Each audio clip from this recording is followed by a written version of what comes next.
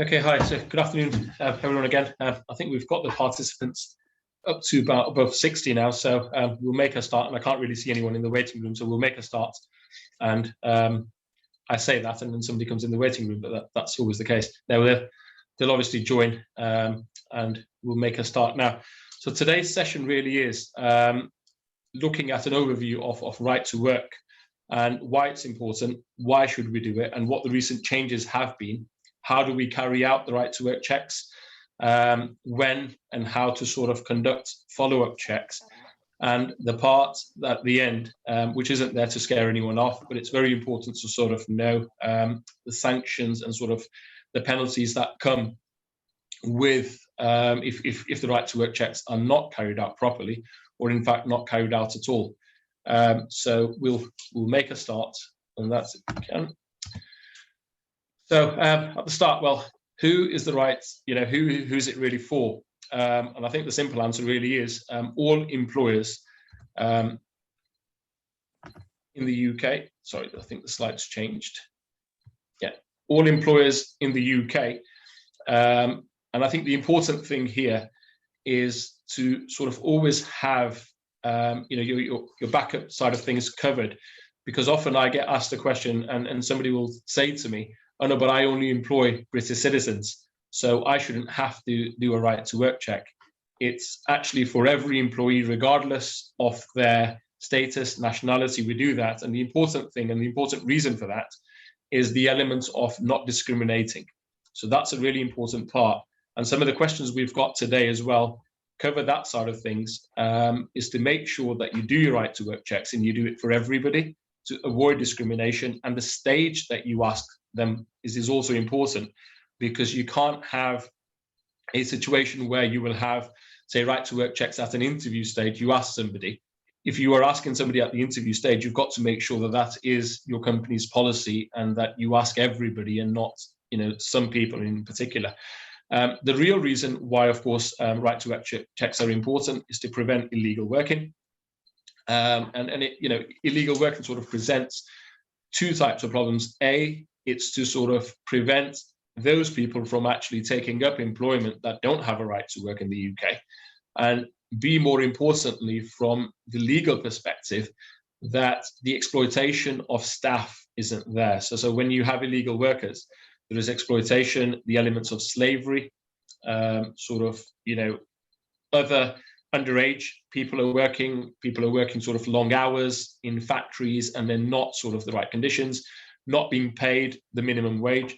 So all of these sort of things, why the right to work checks are actually in place to make sure, A, that yes, you employ somebody who has a right to work, but also the exploitation elements of it stops. And it happens quite a lot still in the UK, where people are sort of working in conditions that aren't sort of appropriate or suitable, or, as I say, working under a sort of a minimum wage. So I've come across scenarios where we're then instructed to deal with a particular matter to defend a civil penalty, and you find out that somebody's working 10 to 12-hour shifts and being paid £25 a day.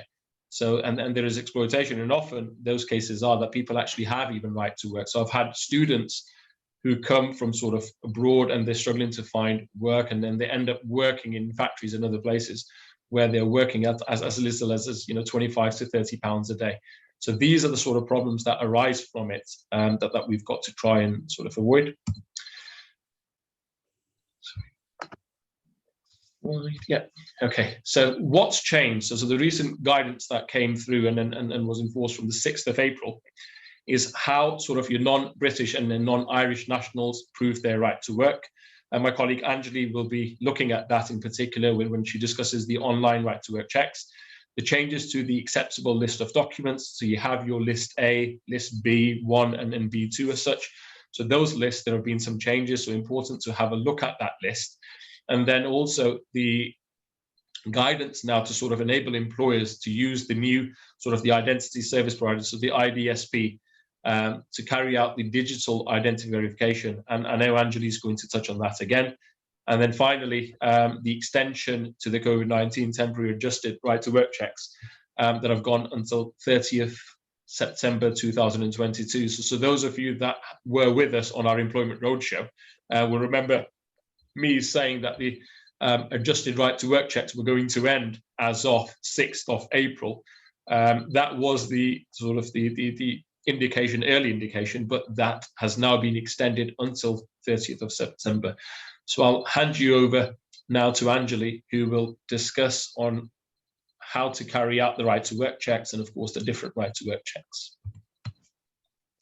Hi, good afternoon, everyone. So as Ikram mentioned, I'm going to be talking about the different right to work checks. So on the slide, I've set out the three basic ones. So that's the manual right to work check, the new process of using an identity document validation technology, and then the third one is using the Home Office online right to work check.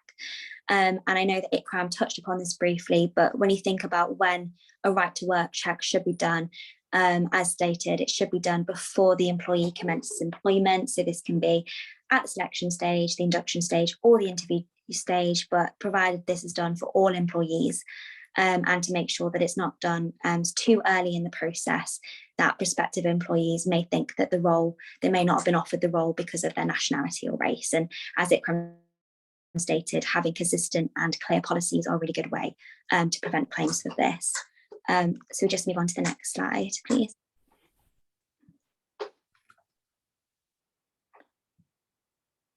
So just one back. So the first check, the right to work check that I'm going to be talking about is manual checks. So these are for British and Irish nationals, or for workers who, for whatever reason, cannot qualify for a right to work via digital check. So most common, you may see, for example, the person's been given, if they've been granted indefinite leave in the UK, but they do not have the biometric permit, but a stamp in their passport. And if we move on to the next slide. So I'm just going to talk briefly about the process of conducting right to work checks. So step one, you need to obtain as an employer original acceptable documents from the employee from either list A or list B, which is a list of acceptable documents set out in the Home Office guidance. So documents checked under list A, these are for individuals who have a permanent right to work in the UK, so those with indefinite status. And because their status is permanent, then you as an employer will have a continuous statutory excuse against a civil penalty for conducting a right to work check. Documents checked under list B are for individuals that have a temporary right to work check. And so by conducting your initial right to work check, you are given a time limited statutory excuse. So you will need to conduct a follow-up check, which I'll be discussing in a little more detail. So step two of the process is that you need to check that the documents are genuine and valid in the presence of the prospective employee. So the legal test of whether the documents are valid and not forged is whether it is reasonably apparent that the documents are valid or forgery. So there's different practical steps that you can take to check the validity of the document. So if you're checking a lot of passports, you tend to get a feel of what is or what isn't a real passport. So feeling the document, tilting to make sure that the hologram's there, checking all the passports are present, and then of course, obviously checking that the photograph is the same as the person in front of you that is presenting. The third step is that you need to make a clear copy of each document and make sure that the copy, in the copy, you can see all the required information. So the copy must be legible and clear, and it has to be kept in a format that cannot be edited. So this can either be as saved as a PDF or a photocopy. And then finally, you also need to state the date in which you made the right to work check. The Home Office, it's not enough to just state the date that when the check is done. You have to state explicitly the right to work check was conducted on date. The reason why is that the Home Office guidance expressly states that they won't accept just a date on a document because the copy could have been made for another purpose. And then finally, you need to also make sure that you keep the documents for the adequate retention period. So that is throughout the course of the individual's employment, and 2 years as a minimum. And then just a point to note that as you are collecting passports, this is personal data, so you need to ensure that you comply with any data protection laws and ensure that your privacy notice makes reference to the fact that you are collecting ID documents, and that you will be storing them for a specific purpose. So we would just move on to the next slide. I will be talking about the online. So moving on to the online right to work checks. So these are for really anybody that's been issued with an e-visa. So anybody that has whose status has been confirmed digitally. And as Ikram stated, there is a list now of categories of workers. There's a list of categories of individuals that you must conduct the online right to work checks, which I've set out on the slide. So that's people with a biometric resident permit, a biometric resident card, and those that have granted pre-settled or settled status under the EU scheme. So we just move to the next slide. So again, set out the basic steps of conducting a right to work check. It's broadly quite similar to the manual check, but there are a few differences. First and foremost, there are a few steps that the employee needs to do beforehand before the employer can actually conduct this check. So an individual who is granted status in the UK can be confirmed, can gain a digital copy of their immigration status by logging on to the Home Office website. And to do this, all they need is identifying information such as a passport. When they log on to the Home Office website, they're able to request a share code, so it can be shared with their employer, and this is valid for 90 days. The employee will also then need to provide the share code and their date of birth to the employer, and this is really when you as an employer, when you need to start conducting the right to work check, so which I've set out here. So step one, as I've mentioned, you log on to the Home Office website, which is the employer facing part of the website, using the share code provided and the employee's date of birth. And then once you've put in this information, the Home Office website generates a profile, or there's a report. So it will state, you'll have a photograph, it will state their conditions of work, whether they have permission to work in the UK, an end date if it's applicable, so it will state when a follow-up check will need to be made, and you'll also have an option to download and imprint the online profile as the particular check. And then just moving on to step two, you need to check that the photograph is the same as the person, as the employee who's presenting in front of you. And importantly, this needs to be done in person. So ideally, either at the interview stage or on their induction stage, on the day-to-day, you need to confirm that the person is the same. And there is there's no burden on the employer to check the validity of the documents, because of course this has already been done so in the Home Office website. So then finally, just to go on to step three, again, similar to the manual right to work checks, you need to retain a copy of the profile for a certain period. So you need to retain the profile and store it securely, either electronically or via hard copy. And this must be done again for the duration of employment and for 2 years afterwards as a minimum. So if we just move on to the next slide, please.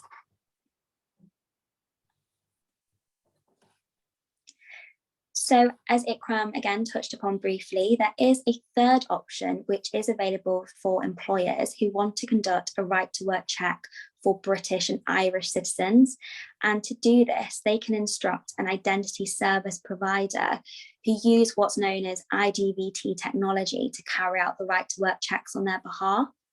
So the identity service providers will use this technology, and they will check the validity of the documents.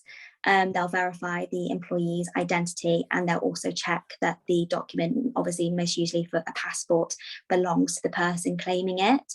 So this is an optional service, but employer will have to front the cost themselves. And the reason why you as an employer may wish to elicit this service is that it removes the administrative burden of checking the validity of the documents yourselves. So the Home Office doesn't provide this service. You would need to use, as I said, an identity service provider. And these are private companies which are approved by the Home Office to conduct these particular sort of checks. And whilst, whilst I said that the new service will conduct the digital checks for the employer's behalf, importantly, the responsibility is still on you as the employer to make sure that you're not employing an illegal migrant, and you will only have the statutory excuse if you reasonably believe that the IDSP has carried out the checks in accordance with the Home Office guidance. So by using the IDSP provider that's been recommended by the Home Office is one of the key ways that you can do this. And then if we just move on to the next slide, I'll be talking about the requirement for follow-up checks.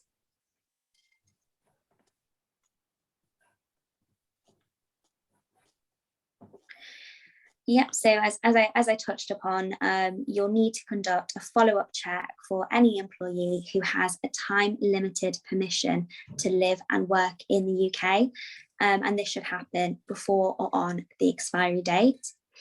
So obviously for list, if you remember what I spoke about earlier, so documents within the list A category in the Home Office, there won't be a requirement because these will be people with indefinite status to remain, such as British nationals, but those with list B, you would need to carry on a follow-up check. And if you have done the online service, if you look at the profile report that's issued by the Home Office, it will state the date as to when the check needs to be carried out, which is obviously very useful.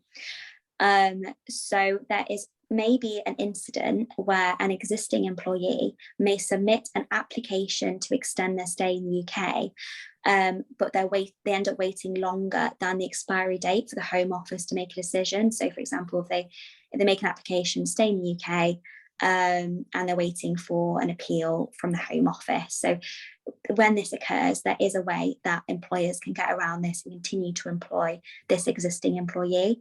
And to do this, they can use what's known as the employee checking service.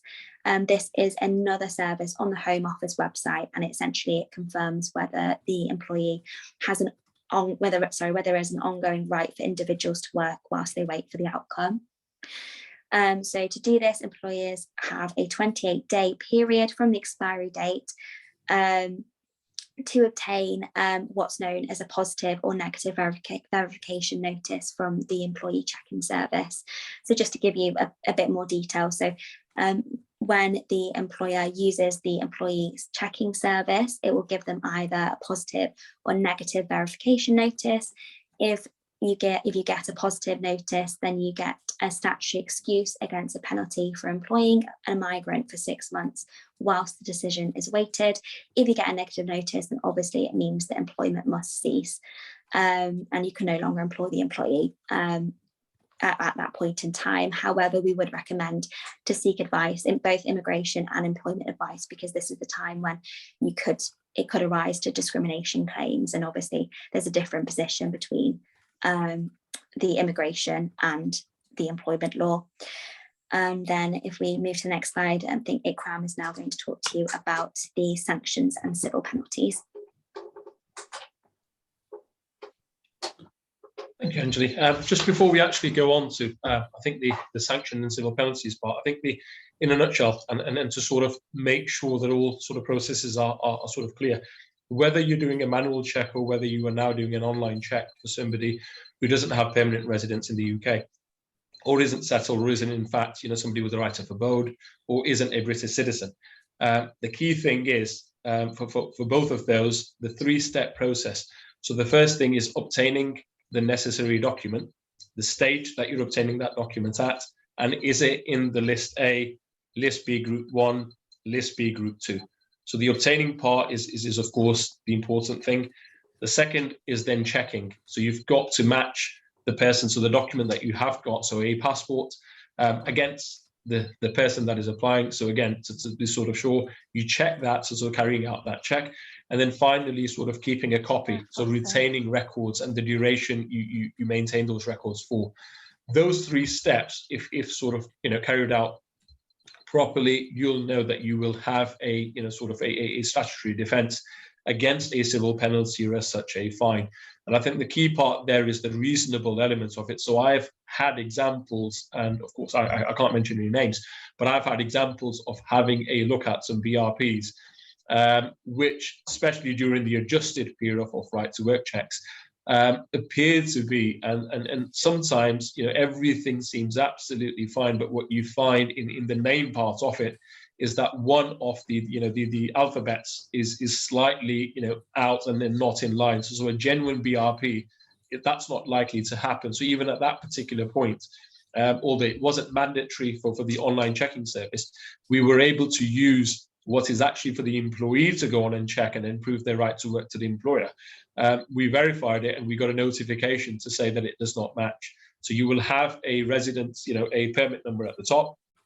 You'll have the individual's names, and the systems are, particularly good where you don't get a match. I've heard there are actually cases where it is a genuine document in the past, and a genuine, a verification didn't come through at the particular time. But again, there are checks to follow up from there. But I don't think that glitch in the system exists anymore since the online checking service has been sort of updated. So it really has made it somewhat easier for employers to do this. And that emphasis that you had of checking whether the document is now genuine, especially with the sort of migrant workers or somebody who doesn't have a permanent right to work in the UK or residence in the UK as such, it really has helped employers and individuals to sort of carry out those checks, providing the 3 steps are sort of followed properly. And I think at that particular point, and it's the right time to go on to the next slide, because we look at why and then what can be the possible implications. So the purpose of this slide, of course, isn't to scare anybody, but it really is on some of the businesses, it really can be detrimental, and we've seen that. And a lot of the times it's not because the individual actually doesn't have the right to work in the UK. A lot of the times a fine or penalty at the start sort of comes up, and then once we make representations, we're either able to take the fine away or reduce the fine in some cases, but you still end up incurring sort of legal costs for that, is because those 3 steps haven't been followed properly, or none of the steps have been followed properly. So again, I think I mentioned it at the start. I still, speak to businesses and they are having a discussion with me about a sponsor license. And that's the part, because it's important to this, the sanctions and civil penalties, where I then, one of my questions to them at that particular point is about right to work checks. And they say to me, no, we don't do anything because we only employ British citizens. So, and then it, reminds me of an example of a particular business where we had someone. He employed somebody from, that was actually his neighbor. He'd known the child to be around from I think it was 1989 onwards. So he knew the child from 1989 onwards and ended up employing the person, didn't do the right to work check. As it turned out, let alone the child not even being a British citizen, had no status whatsoever in the UK because the child's mother, who had come into the UK, never regularized hers. So simply being born in the UK a lot of the times, doesn't necessarily mean that you have a right to work in the UK. So there are relevant dates. This is why it's really important that for businesses, they always carry out the right to work checks. And I think the discrimination elements of it, which we touched on earlier. So yeah, just looking at some of the sanctions and civil penalties. And we are looking at civil penalties, but I think it's worth mentioning at this particular point that it is actually a criminal offence to employ somebody who doesn't have a right to work. So an illegal, sort of an immigrant who's living in the UK, doesn't have a right to work in the UK, and you employ them, well, actually it's now a criminal offence, and then that's sort of listed at the second part. But even the first part of the civil penalty of a fine of up to £20,000 per illegal worker, that, regardless of the size of your business, can be quite detrimental. So it's really important, and I think the emphasis there goes on HR for the bigger organisations especially, and smaller organisations as such, because the amount of fine is quite high and can be detrimental. And in serious cases where you have sort of, the sort of serial offenders, and there are examples that I come across where it's sort of regularly done. So where I mentioned, knowing students that are working in particular cases, I would come across, sort of serial offenders, and then they later on have had sort of, prison sentences for a period of up to 5 years, fines which are significantly higher than 20,000. There was one very recently in the news. Around the sort of Greater Manchester area, a business was fined up to £160,000, and one of the directors was, in prison for up to 5 years for particularly this. So it is something to sort of take seriously. And if ever in doubt, make sure that you take advice at that particular time. It's not one. Yes, we've used the system before. We're familiar with it. One little bit of an oversight can be quite detrimental. And then in some cases, businesses are sort of closed for sometimes, particularly for a temporary period, or there have been sort of court orders sort of in place to make sure that businesses are sort of, closed. If again, you're a serial offender, or if the nature of the offence is quite serious.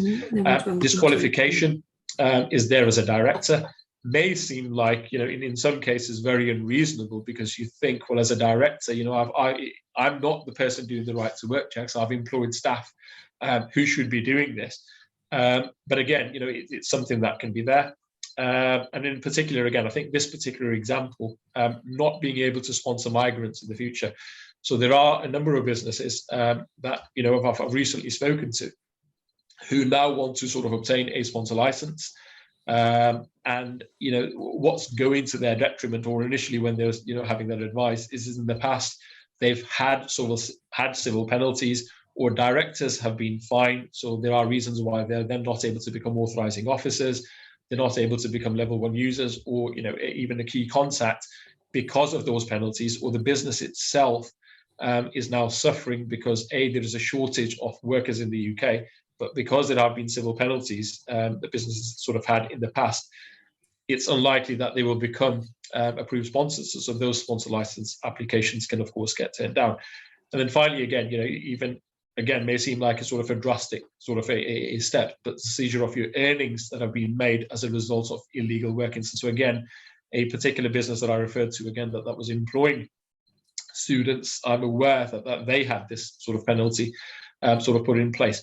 So it really is important. And I think if we look at the steps, and in line with what the sanctions and civil penalties are, it's a no-brainer that that those steps are really carried out properly, and each sort of step is followed through. So I think what I'll do now is I'll go to the next slide if I can, where you have our contact details. If there are any questions, either feel free to put them in the chat function, or if you want to sort of come on and then put your hand up, and then we can go through a series of questions. So my colleague Jane will be there to sort of assist with the chat function if there are any questions. But I'm aware that we have got some questions, so if I can go through those first. And although I think some of these may have been answered, but we've got time, so we can go through these, some of the questions, and sort of provide the answers to those. So I think the first question that we had is, can we ask for right to work evidence at the interview stage rather than pre-hire when the offer has been made? So I think, again, from what we've sort of mentioned today, can you do it? Yes, you can. But again, I think the important thing here, two factors are, how much work are you taking on at the interview stage, and how many candidates are applying? Do you really want to go through that particular stage? And if you decide that that's what you want to do, then you have to do it for everybody, because you want to be careful of the discrimination element. So I think it really is that judgment of when you want to do it. Most businesses will do their right to work stage once they have made the offer and the employee is starting to sort of work at that particular point. That's when they will do it. But if you decide to do it at the sort of interview stage, just make sure that you do it for everybody, including British citizens. So I think consistency is the key thing there. I've got another question here again. So it says, do we have to use an online checker for British nationals. I think what we've seen today again, so no, yes, you can use the online checking services, so the one that was mentioned, but at the moment you can still continue to carry out the manual right to work checks for British and Irish nationals. And if you have previously done, I think one of the important points that was missed out, that if you have previously done a right to work check for somebody, you don't need to do a follow-up check for them unless it is required, so they have temporary leave to remain. And it's slightly different, I think, of course, and for EU nationals. So if you were employing an EU national before 30th of June 2021, and you had carried out the right to work checks in line and then just verified through their passports or the registration document, there was no requirement to do follow-up checks, and that still applies. So even the fact that the individual has only got pre-settled status, you don't need to do a follow-up check. And if you do decide to do one, then you've got to be consistent all across, of course, to avoid discrimination. But if that individual, as an EU national, was employed after 30th of June, then you've got to do the follow-up check. Make sure that they have status under the EU settlement scheme. And then, of course, if they have pre-settled status, then at the expiry of the pre-settled status, just prior to that, to make sure that they have that. So the follow-up check was important. I know the question was about British nationals, but it's because the EU nationals, the law was the same prior to the 30th of June. It was worth mentioning at this particular stage. The next question that we have here is this: how are companies ensuring compliance when completing checks online and they do not provide a name on the outcome? I'm not particularly sure about the question, because in most cases, I know the online checks are appearing with a photograph and with a name. So if there have been any particular examples where that's coming across, and I haven't come across that, I'm sort of happy to sort of look into this. If you want to sort of send me a message separately, we can look at this, but there isn't anything there. But there may be another document that we can perhaps obtain from them. So I'm more than happy to look at this one in particular, because I'm interested. And if it is a glitch in the system, it would be a case of obviously contacting the Home Office to say this hasn't appeared. But if you do find that the name doesn't appear or the photograph isn't there, then I think the simple answer at that particular point is the 3 steps. So you've obtained, you've gone on to, but at the checking service, it's failing. So whether it's a glitch in the system, if you're not able to verify, you're not able to check, then that means you should not really be employing that person at that particular stage, and make the individual, sort of aware of that. But I think rather than hold that against an individual and then turn the job down because they actually may have a right to work and it may just be a glitch in the system, rather than reject the person and not employ them, I think it would be a case of making, your reasonable steps and an inquiry to get their right to work checked, rather than, not take the individual on. Okay. There's a question here again that says, then, I would like to know more about gaining consent for online right to work digital checks. So I think the gaining consent element of from the individual itself is that when you are requesting the share code and they are providing you with that share code, that in fact, you're letting them know for what particular reason you're doing that. And if they are sharing that code with you, then they have actually given consent. So I think if that sort of answers the question, that's great. If it doesn't, feel free to sort of, again, pop it in the chat function or ask me again if I haven't answered that question. Next one is, if we are provided with a share code and receive a positive verification notice, when this is checked online, do we also need to see the individual's passports, or is the share code an online check enough alone? So I think, again, it's something that Anjali sort of covered today on online checks. You have your list A, list B, and list C. So once you are doing the online checks, you will find that the verification has been done, so you don't need the individual's passports.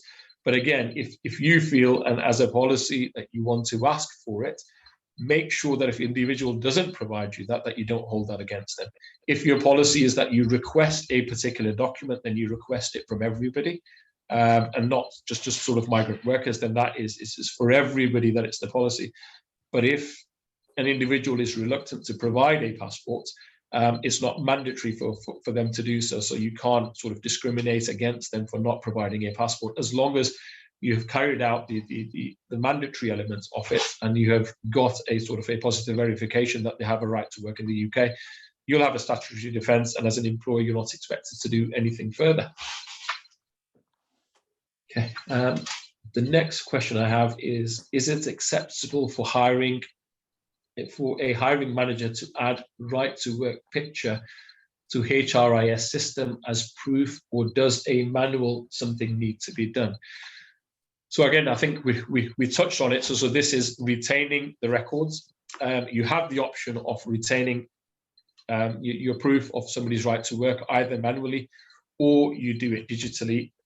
Whichever way you do it, you've got to make sure that the document, or the way that you're sort of keeping the document, that it can't be changed, it can't be edited, there can't be any changes made to it. So you have to do one or the other. It's not really a requirement to do both. So if you're doing manual checks, that's absolutely fine, and retaining a record. If you want to do an electronic one, you can. If you wish to do both, again, that's absolutely fine. Okay. The next question is it enough just to get a copy of a UK passport? So I think, again, we've touched on that. So no, I think the answer is yes and no, because the UK passport is yes, because for list A, it would be absolutely fine. But just getting a copy isn't enough, because you've got to go through the 3 steps. So obtaining is the first part. So you've got your obtaining, then it's checking, so your verification, and then keeping the record, and in line with when that right to work check was carried out. So you've got to actually write on the document on the date, and actually say for the purposes of the right to work check. So yes, I think the answer is yes, it's enough, but you are expected to do more, because you've got to complete the 3 stages. The final one, sorry, it's not the final one, I say, there's 4 questions. Is there any variation in the right to work checks for remote workers? We have an Australian-based British citizen. Are the rules any different? Okay, I think this is a really interesting question. I think the answer to this really is the right to work checks are sort of essentially in place for people working in the UK. So it really depends on the nature of contract you have with the individual, and also if they are being taxed in the UK. So you may have a situation where a person is resident in a different country, but their residence is temporary, and they are paying tax in the UK. They're employed by the UK business. For that reason, you have to sort of keep a record and do your right to work checks. Or if you have an individual that's actually, strictly speaking, not employed by the UK company as such, so isn't on the PAYE system, the tax aren't being paid, but you are using a person as a consultant and they're overseas, in that particular case, they're not necessarily working in the UK. So I think the clear sort of, I think what we need to look at is the definition of whether that's classed as working in the UK, working for the company, or if it's not classed as working for a UK company, then you are not likely to face a fine or have a civil penalty in place if you have a contractor that's working for you.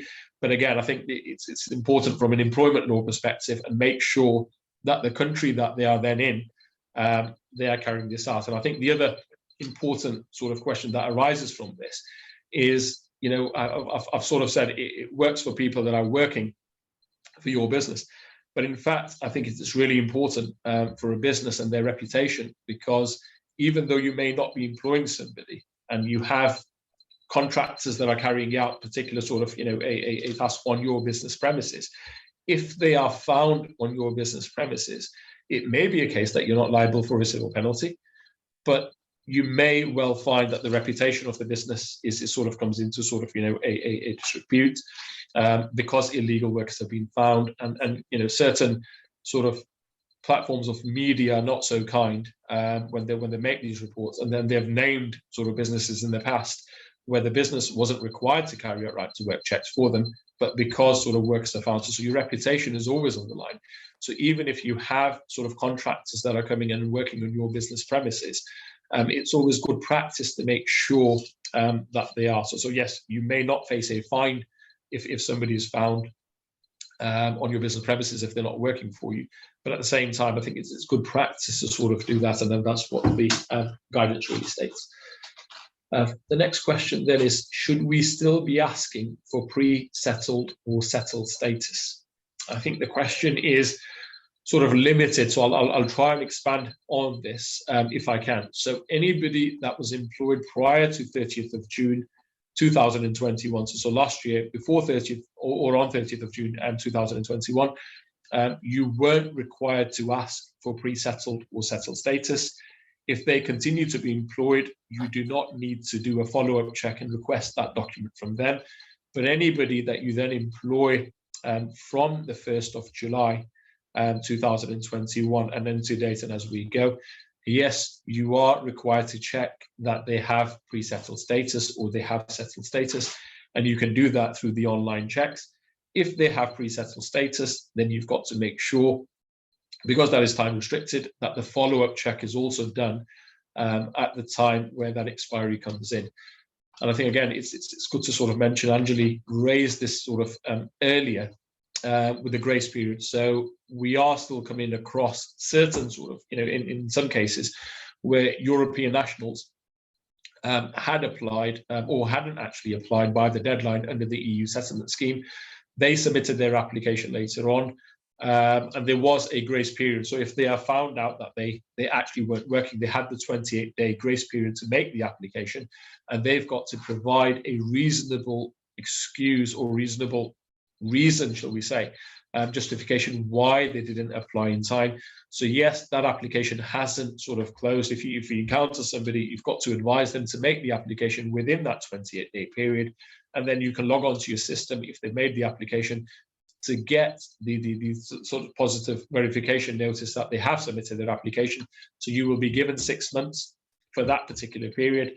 And paper applications are actually, in some cases, unfortunately, are taking longer than six months. So if you have an individual, and I'm representing a client whose actually application had been made and then was made last year, not under the EU settlement scheme, before expiry of their visa, and they've still not had a decision. So we've gone past the 6-month mark. So we had the positive, verification. The employer was then required again to go online, do the check. A letter from me is not sufficient in that particular case to say, yes, their application is still pending. So a letter from a solicitor does not really make a difference.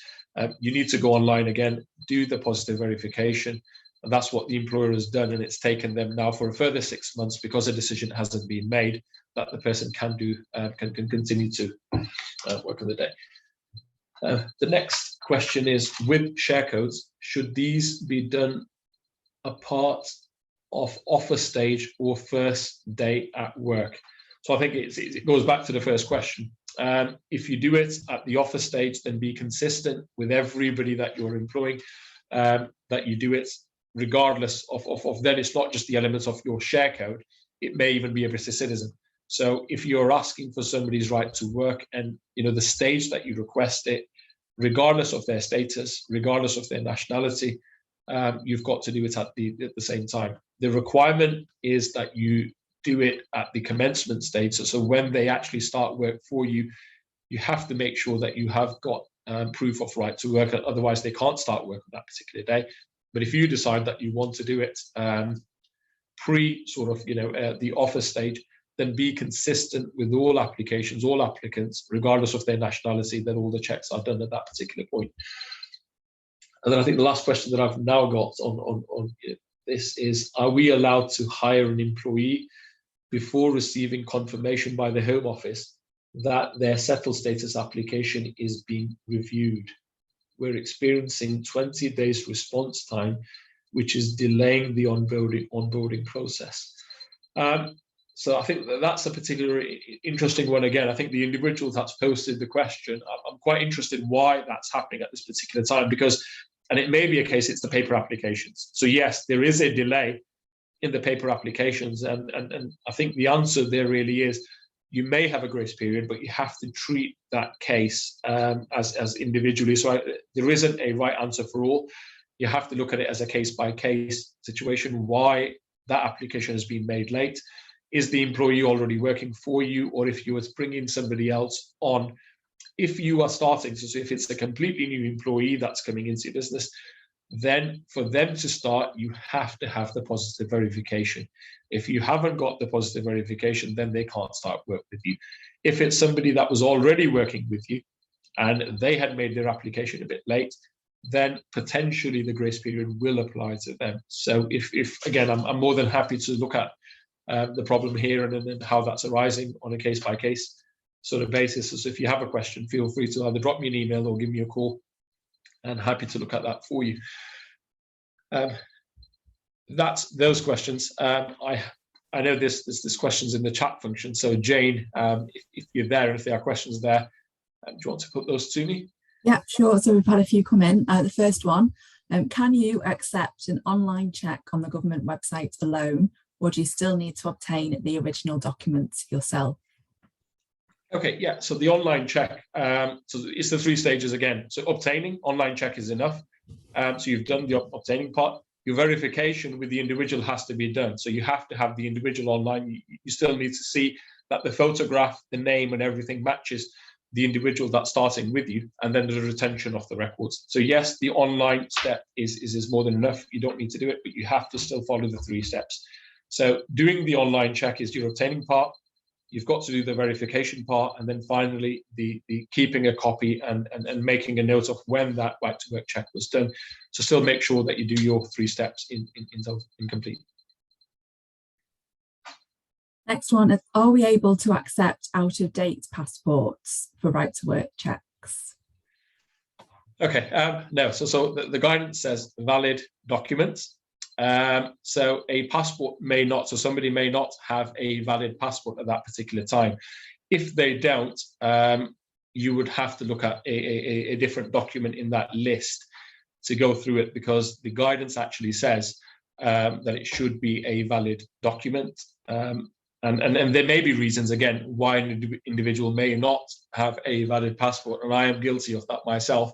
With no plans of traveling, my passport had expired May 2021. I'm not changing. I'm still at our partners, but if I had changed it, I would have had that problem. But again, from my list of documents, alternatively, you've got to look at them being able to provide a different document to you, so that it has to be a valid document that you're required to provide. There's a couple more. Are there any considerations we need to know about for transgender individuals? Sorry, could you repeat the question again? So, are there any considerations we need to know about for transgender individuals?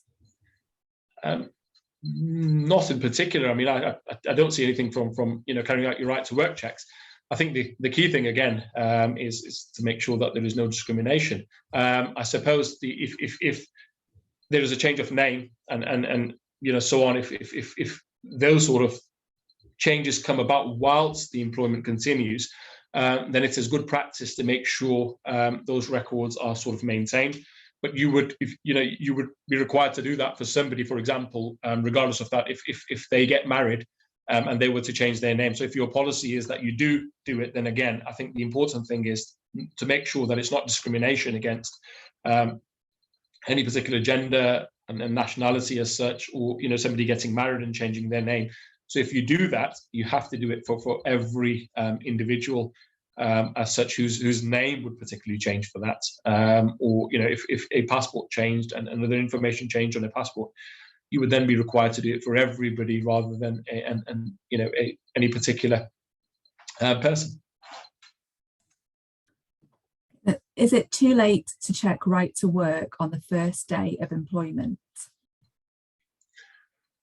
Well, I suppose that is before they commence employment. So if you are asking somebody and they turn up to work on the day, you would go through that process before they actually commence work. So if it is their first day of work and you're asking them to bring a copy of, they say, their passport, I know it's good practice in the past. What businesses have done is they've requested documents previously prior to somebody starting, so they ask for that right to work check. But what they do is, if it is a role where an individual comes in on the day of that, the first thing they go through is actually through the right to work checks before they commence work. So no, it's not too late, but make sure that they don't start work or say to you, oh, sorry, yeah, I have a copy of my passport and it's in my bag, I'll give it to you later on. And at the end of the day, sorry, I forgot to provide it to you. And these are examples, I say this and have happened in the past where it's sort of overlooked. So yeah, if you are doing that, then make sure that that's done right at the start before they actually start working.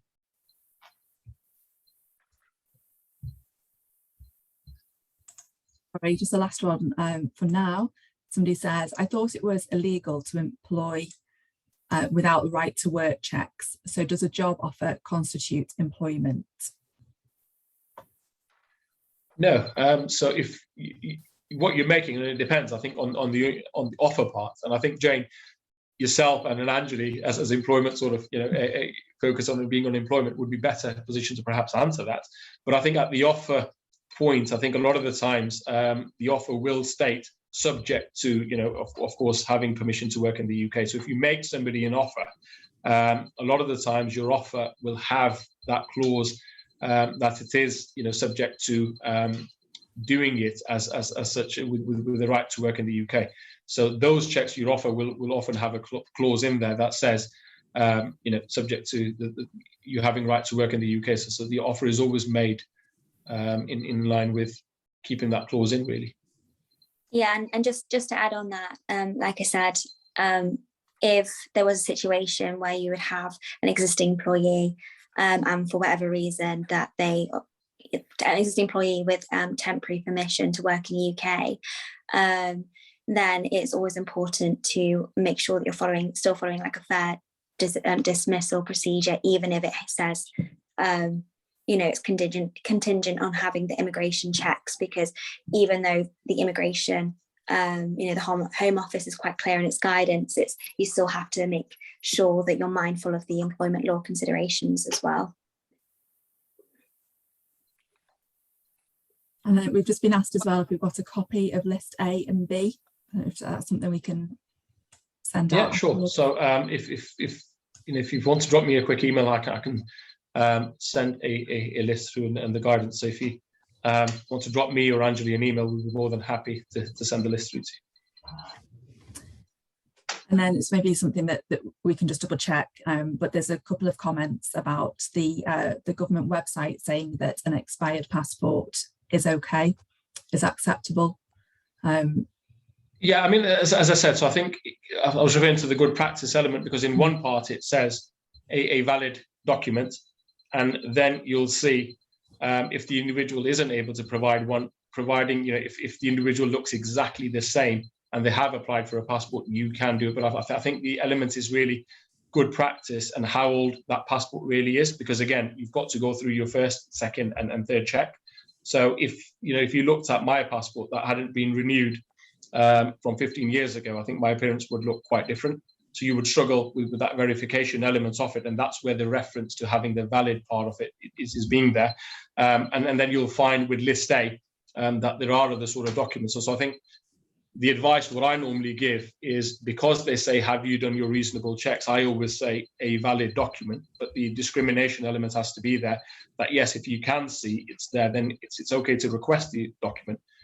But if it's quite clear from a document that it is the individual, then yeah, you would have a statutory defence against them. So I think the key difference really is it just a statutory defence element part of the business that you're trying to protect yourself from a fine, or are you sort of using good practice? And the good practice in that particular case would be to try and obtain additional documents as well. So I think from an employer's perspective, and to avoid any risks later on or leaving yourself open to that particular element of it, it's always good to have that valid document, really.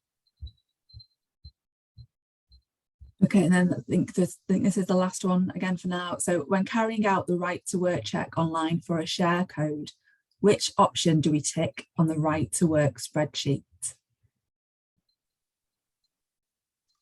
Sorry, I'm not sure I quite understand the question. Yeah, so it says when carrying out the right to work check online for a share code, which option do we tick on the right to work spreadsheet? I'm not sure which spreadsheet they're actually referring to. No. Sorry, I meant the right to work checklist. Sorry, the Home Office checklist. Oh, so yeah, again, so if you're doing your online one, so it wouldn't be your. I think if you're checking from list A, you're looking at a document from your checklist B, aren't you? So it will be in your checklist B for your online verification checks. If that's the question again, so I'm sorry if I don't fully understand the question, but your checklist from if you're talking about the list A, list B, so your list A's will not have the online verification unless again it's for the British citizen that you are using the online checker. But I think on those particular lists, you'll find if it's for a migrant worker who's not settled in the UK or not British citizen, then you would have it from list B 1 or 2, depending on their status, really. I think that's it. Unless anybody else has anything else on there for the chat, because there's a little bit more discussion about the valid passport point, but I think you've covered that off now. Yeah, and I think it's a key one. So I think the key part is that we're really looking at going back to are we really looking at best practice, or are we looking at a statutory defence? So if you're looking for a tick box exercise and the verification and everything can be done, it's fine. But interestingly, the guidance says a valid passport, a valid document, and a lot of the times it will say a current passport. And I think one of the other important things there, and it's good to mention because Anjali and I were having a discussion on this, there are 2 parts to sort of keep an eye out moving in of course future as well, because what you may find is that individuals that had indefinite leave to remain, and I've come across this in my line of work, is somebody was granted indefinite leave to enter the UK as a child. So as we go back as far as the 90s or early 2000s, and that is the passport that they've had it in. They've never travelled outside of the UK. When they started work originally, that was sufficient for them to do that. But the document and the rules then changed to say that it had to be a valid document where you had to have their right to work check in. So if the indefinite leave to remain was in an expired passport, they could no longer work, which is why they then needed to sort of apply for proof with a biometric residence permit confirming that they had indefinite leave to remain in the UK. So that's something that came through. And if those that are now looking at biometric residence permits for online sort of checks will know that even though an individual has leave sort of to remain in the UK beyond the end of the period, the biometric residence permits are now coming with a date on 2024 where they're all expiring. So I'm now dealing with skilled worker applications where individuals are being granted leave to enter up till 2025 or 2027, but their biometric residence permits that are being granted are only coming through till 2024, because that is the period where they are valid until. And then from there, the system is going to move on to the online system from there. So that's something, again, it hasn't come up as a question, but we thought it would be good to mention that you will find biometric residence permits, so your BRP cards, are only valid up to your date in 2024, rather than post that period. So even somebody with indefinite leave to remain, they will have a valid until date for that particular time. It only means that the BRP is valid until then, not that their right to work isn't beyond that particular period. And there's no more questions on the chat. I don't know if anybody else has anything. Okay, no, thank you. And again, if anybody has any particular questions, and I think around the valid document element of it, feel free to sort of send me an email, and I'm happy to look at sort of individual cases where that works, and then we can answer that. So yeah, more than happy if there are any other questions. If there's anything that wasn't clear today, feel free to contact myself or Anjali, and we'll be happy to answer your questions. Thank you. Thank you, everyone. Have a good rest of your day. Thank you.